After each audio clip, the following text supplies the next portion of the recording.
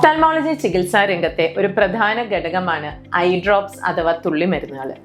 പലപ്പോഴും ചെലവേറിയ നമ്മുടെ തുള്ളിമരുന്നുകൾ കൃത്യമായി ശരിയായ രീതിയിൽ ഉപയോഗിക്കുമ്പോഴും കൂടിയാണ് കണ്ണുകൾക്ക് അത് ഫലപ്രദമാവുകയുമുള്ളൂ. ഞാൻ doctor Rosemary, consultant ophthalmologist, Ahalya eye hospital, Pattambi. ഒരു തുള്ളിമരുന്ന് നമ്മൾ ഉപയോഗിക്കുന്നതിന് മുന്നേ ആദ്യം ചെയ്യേണ്ടത് കൈകൾ രണ്ടും നന്നായി കഴുകി ഡ്രൈ ആക്കി വരിക.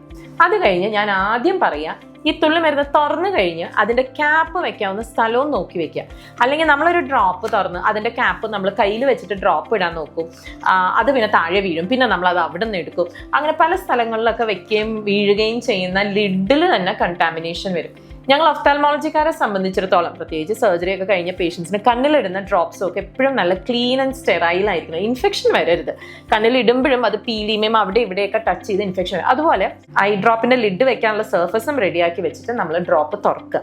ഡ്രോപ്പ് തുറക്കുമ്പോൾ എല്ലാ ഡ്രോപ്സും ചെയ്യുന്ന പോലെ ഡ്രോപ്പ് കറക്റ്റ് അല്ലേ എന്ന് നോക്കുക. പ്രത്യേകിച്ച് തിമിരം ശസ്ത്രക്രിയ കഴിഞ്ഞ പേഷ്യൻസിന് 2-3 ഡ്രോപ്സ് ഇടാനുണ്ടാവും. പെട്ടി ഒന്ന്, പെട്ടിയുടെ അകത്തുള്ള ഡ്രോപ്പ് വേറൊന്ന്. അപ്പോൾ ഒന്ന് തുറന്ന് ഡ്രോപ്പ് അതല്ലേ, അതിന്റെ മുകളിലുള്ള ഇൻസ്ട്രക്ഷൻസ് നോക്കുക, സമയം നോക്കുക, മരുന്നിന്റെ ഡേറ്റ് നോക്കുക, എന്നിട്ട് ക്യാപ്പ് തുറക്കുക. ക്യാപ്പ് തുറക്കുമ്പോഴും അതിന്റെ ടിപ്പ് ക്ലീൻ അല്ലേ, കണ്ടാമിനേറ്റ് അല്ലല്ലോ എന്നൊന്ന് നോക്കുക. അത് കഴിഞ്ഞിട്ട് തുറന്നു കഴിയുമ്പോൾ എല്ലാ ബോട്ടിൽസിനും ഒരു റിങ് ഉണ്ടാവും. ഈ ഒരു റിങ് റിമൂവ് ചെയ്തിട്ട് വേണം നമ്മൾ ഈ ലിഡ് ഒന്നും കൂടി അടയ്ക്കാൻ. റിമൂവ് ചെയ്ത് അടയ്ക്കുമ്പോൾ ഈ ലിഡിനുള്ളിൽ തന്നെ നമുക്ക് ഒരു പങ്ക്ചർ ചെയ്യാവുന്ന ഒരു നീഡിലുണ്ട്. അതുകൊണ്ട് തന്നെ ഈ ബോട്ടിൽ തുറന്നു കിട്ടും. അല്ലാണ്ട് ഒരു നീഡിൽ വെച്ചിട്ടോ പിന്ന് വെച്ചിട്ടോ ബോട്ടിൽ നമ്മൾ തുറക്കരുത്. ഇങ്ങനെ തുറന്ന ബോട്ടിലിന്റെ ലിഡ് ഞാൻ ഇവിടെ വെക്കുന്നു. നമുക്ക് ബോട്ടിൽ ഡ്രോപ്സ് ഇട്ട് തരാൻ ആളുണ്ടെങ്കിൽ നല്ല കാര്യം, ഇല്ലെങ്കിലും സ്വമേധയാ ഡ്രോപ്സ് ഇടുന്ന രീതി ഞാൻ പറഞ്ഞുതരാം. ഞാൻ ഒരു റൈറ്റ് ഹാൻഡറാണ്, വലത് കൈയാണ് ഞാൻ എൻ്റെ എല്ലാ പേർപ്പസസിന് വേണ്ടി ഉപയോഗിക്കുന്നത്. അപ്പോൾ ഞാൻ എൻ്റെ ഇടത് കൈ കൊണ്ട് എൻ്റെ ഈ താഴത്തെ കൺപോള ഒരു പൗച്ച് പോലെ ആക്കി വലത് കൈയാണ് ഞാൻ ഇങ്ങനെ വെച്ച് പതുക്കെ ഒരു ഡ്രോപ്പ് എവിടെയും ടച്ച് ചെയ്യാണ്ട് കണ്ണിലേക്ക് ഇടുക. കണ്ണിൽ ഡ്രോപ്പ് ഇട്ട വഴിക്ക് കണ്ണ് നമ്മൾ അമർത്തി അടയ്ക്കരുത്.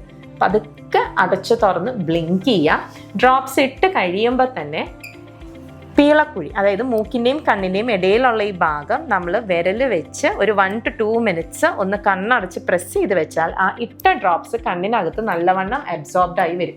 ഡ്രോപ്സ് ഇട്ട് കഴിഞ്ഞിട്ടും ഒരു ടിഷ്യൂ വെച്ച് നമ്മൾ പതുക്കെ കണ്ണിന് ചുറ്റും ഒന്ന് ഒപ്പിക്കൊടുക്കുക. ഇത് ഏറ്റവും പ്രധാനപ്പെട്ട് ഞാൻ പറയുന്നത് ഗ്ലോക്കോമ, ഈ രാത്രി 9 മണിക്ക് ഇടുന്ന ഗ്ലോക്കോമയുടെ മെഡിസിൻസ് ഉണ്ട്. അതൊക്കെ നമ്മുടെ കണ്ണിന് ചുറ്റും പടർന്നു കഴിഞ്ഞാൽ ആ പടർന്ന ഭാഗത്തെല്ലാം ഒരു കറുപ്പ് നിറം പടരാൻ സാധ്യതയുണ്ട്.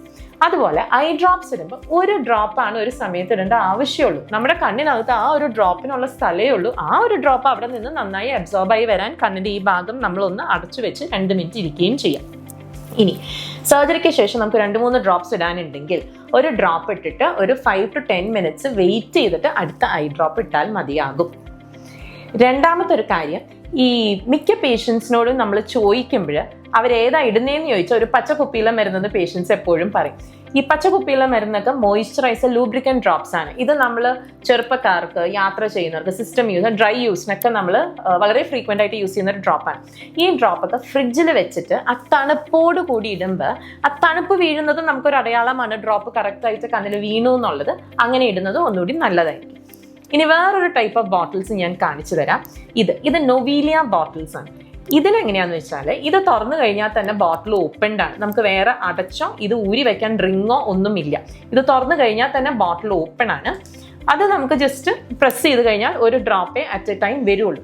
ഈ നൊവീലിയ ബോട്ടിൽ ഇൻഫെക്ഷൻ വരാണ്ടിരിക്കാൻ വേണ്ടി ഒന്നുകൂടി സേഫ് ആയിട്ട് മാനുഫാക്ചർ ചെയ്യുന്നതാണ്. അതായത് പുറത്ത് വന്ന തുള്ളിമരുന്ന് തിരിച്ച് ഉള്ളിലേക്ക് പോവില്ല.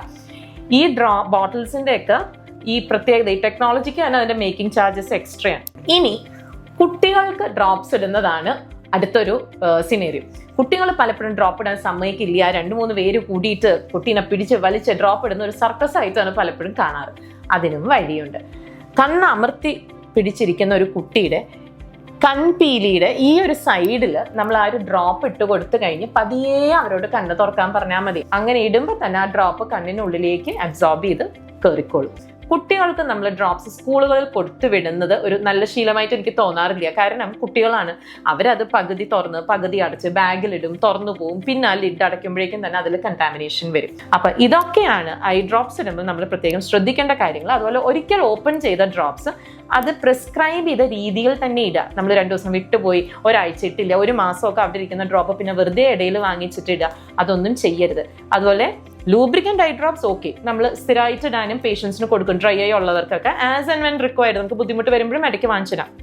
ഇതല്ലാണ്ട് വേറെ ഒരു ഐ ഡ്രോപ്സും ഡോക്ടറുടെ പ്രിസ്ക്രിപ്ഷൻ ഇല്ലാണ്ട് നമ്മളൊരു മെഡിക്കൽ ഫാർമസിയിൽ നിന്ന് വാങ്ങിക്കുകയും ചെയ്യരുത്. ഇത്രയൊക്കെയാണ് ഐ ഡ്രോപ്സ് കറക്റ്റായിട്ട് യൂസ് ചെയ്യുന്നതിനെ പറ്റി പറഞ്ഞു തരാനുള്ളത്. Thank you.